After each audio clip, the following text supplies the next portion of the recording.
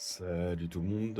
Voilà, l'été, je fais souvent garde fourmis. Alors là, en l'occurrence, je garde des fourmis pour un petit jeune qui va se mettre à la Myrmeco. Donc, vous avez vu les Lasus niger qu'on m'a gentiment offert. Et au départ, il était parti sur une fondation de Messor Barbarus. Alors, pour l'instant, il faut savoir que j'ai pas de retour du couple d'amis, donc je ne sais pas. Donc, pour l'instant, j'ai deux fondations arabes.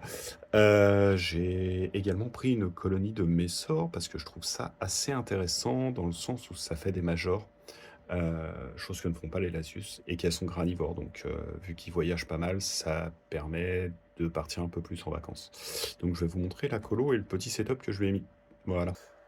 Voilà, donc, pour l'instant, ça je laisse dans le noir. Donc là, j'ai mis un kit double tube qui va aller avec un nid qu'il a déjà. Donc, le nid, il est fermé. D'un côté, j'ai mis les graines, et de l'autre, la gine que j'ai reçue seule il y a un petit moment de ça. Et comme vous pouvez voir, elle a sa petite ouvrière et un petit peu de couvain. Donc là, bon, je l'ai baladée et elle a pas trop aimé, hein. Donc voilà. Donc voici une gine Messor. Et en fait, comme vous pouvez le voir, il y a de l'eau dans le tube, il y a des graines là, et il n'y a rien au bout, parce que en fait, vous avez besoin de rien d'autre. Là, tant que la colonie n'aura pas atteint une taille suffisante, elles vont rester comme ça. Parce qu'en fait, les messors, comme beaucoup de fourmis, il faut qu'elles soient à l'étroit. Sauf que tout le monde veut absolument les mettre dans des nids. C'est chouette, c'est plus esthétique, mais ça va pas les aider à se développer, je vous le garantis.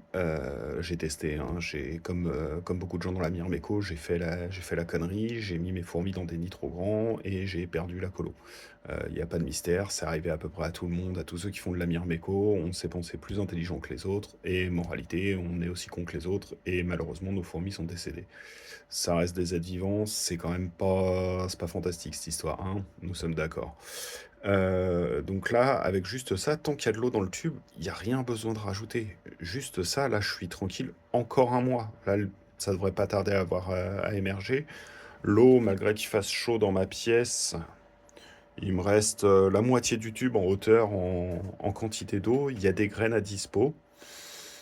Pas besoin de plus. De temps en temps, j'ouvre la porte, je mets un demi-insecte pour nourrir le couvain, au cas où les graines n'apporteraient pas les protéines nécessaires. Il n'y a pas besoin de plus. Quand je commencerai à avoir 50, 60 ouvrières dedans, pourquoi pas rajouter un nid? Mais même comme ça, elles migreront pas d'elles-mêmes dans le nid. Euh, Elles aiment être collées serrées. Dans un nid, elles seront pas collées serrées. C'est une certitude. Voilà, en espérant que ça vous ait servi, ne dépensez pas une fortune dans des nids au départ, vous en avez vraiment pas besoin.